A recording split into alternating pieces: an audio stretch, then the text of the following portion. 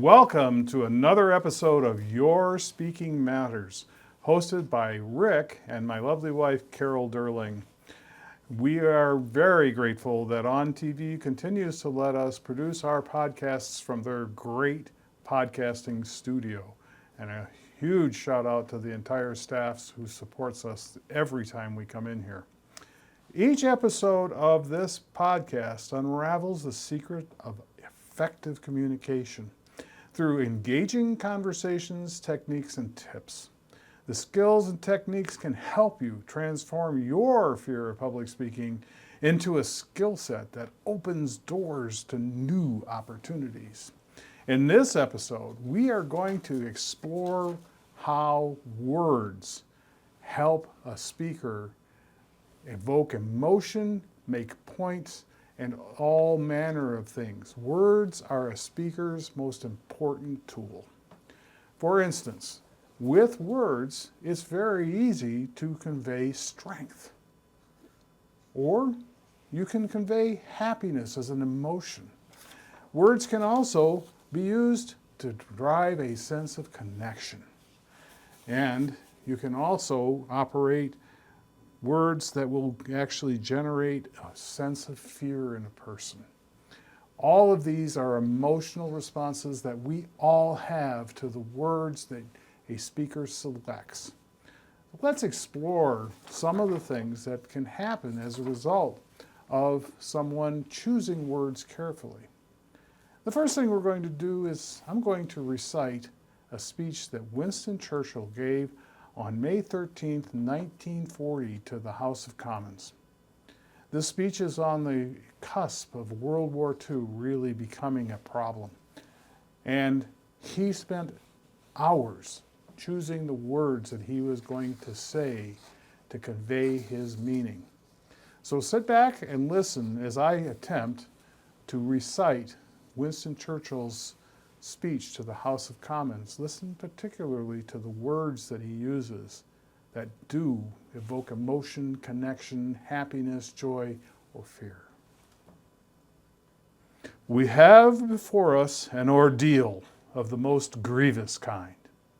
We have before us many, many long months of struggle and of suffering.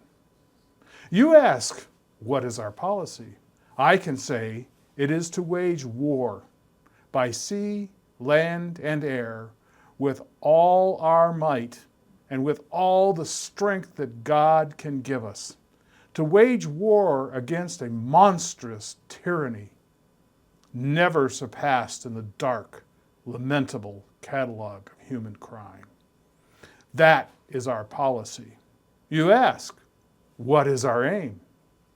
I can answer in one word. It is victory. Victory at all costs.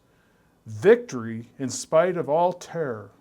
Victory, however long and hard the road may be, for without victory, there is no survival.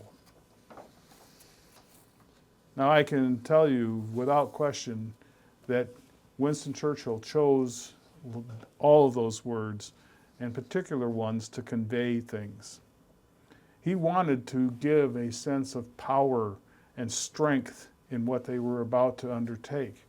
And the words that he offered were strong, like strength and ordeal. All of these actually deliver a sense that there was strength in what he was saying, that he was spot on.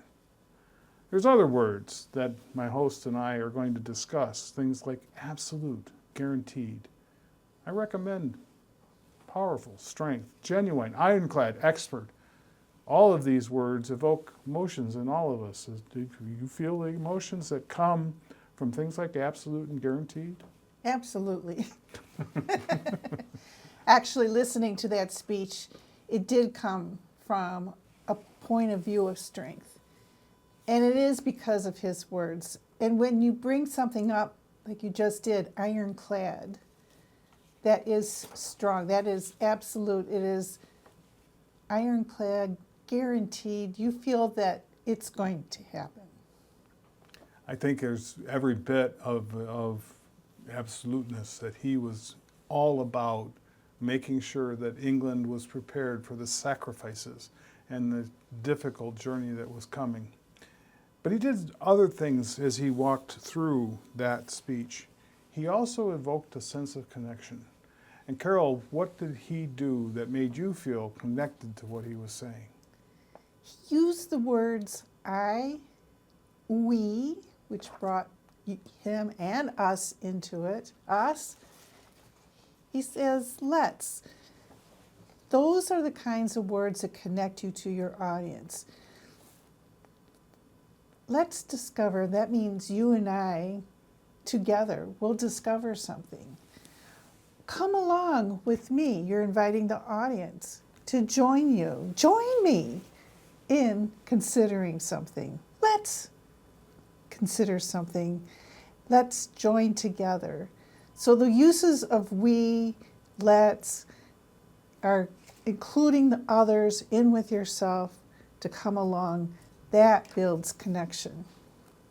I can see that because definitely whenever I'm giving a speech, I will use words like we, or let's discover this together, or now let's consider. I use those in my speeches to draw connection with people.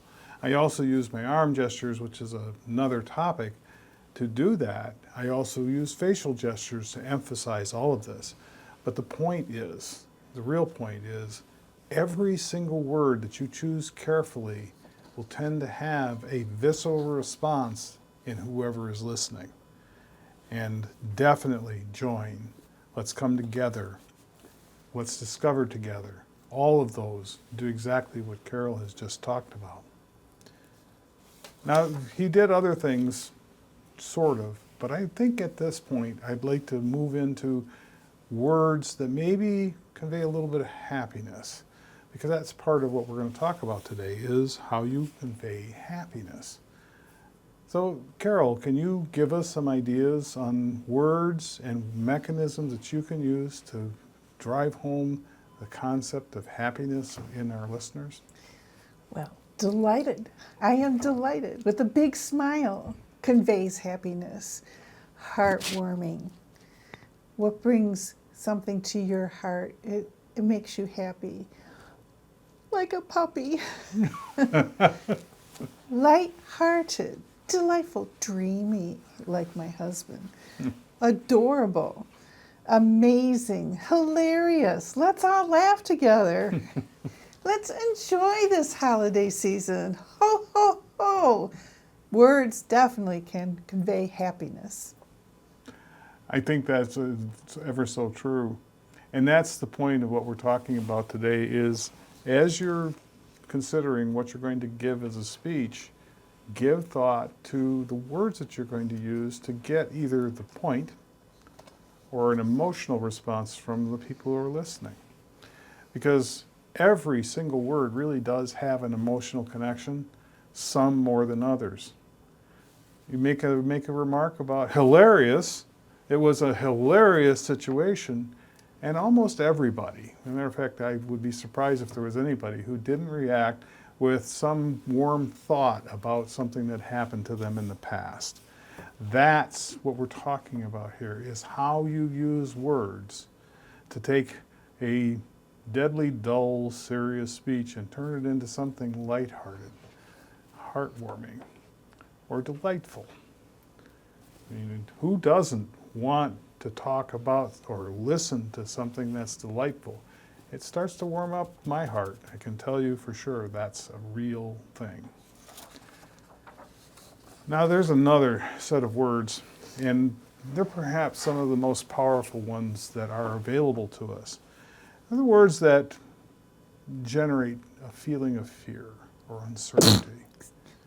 These are words that can really convey something if you're trying to do a horror film or describe something that was just awful in your life.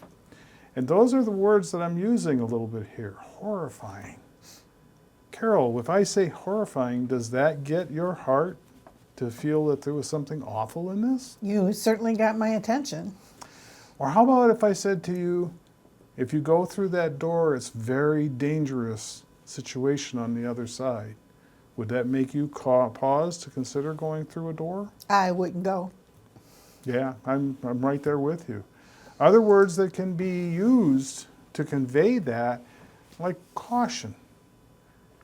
Have you ever been in a lobby of a building or in a store somewhere where there was one of those yellow signs that says caution?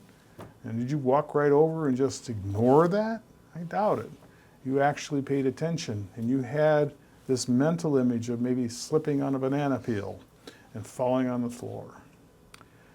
There are so many words that you can use to evoke that sense of fear, which in turn will drive people to a sense of flight or fight. Flight or fight. Things like threatening, Armageddon, war, assault. There are a myriad of ways to bring that emotion to the fore when you're giving a speech. So I think we've explored a number of words here that we can play with. So let's just play with some additional ones. Carol, if I said I have a robust situation available for you, what would you be thinking? That it had a lot of content, that it would definitely solve my problem. How about if I said to you, I was elated to see my family? Sounds like you're very happy, and I'm happy with you. So this is what you can do with words. You can use words like joint. You can use joint lots of different ways. For instance, let's go to that burger joint down the street and have lunch. Or you can use the word joint to say, we are going to join together to make this happen. It's an interesting word all by itself. It's got so many different meanings, and you can play with it to your heart's content to make your speech pop. Let's try a couple more just for curiosity's sake. Bond. James Bond. I knew you were going to do that. I knew it without question.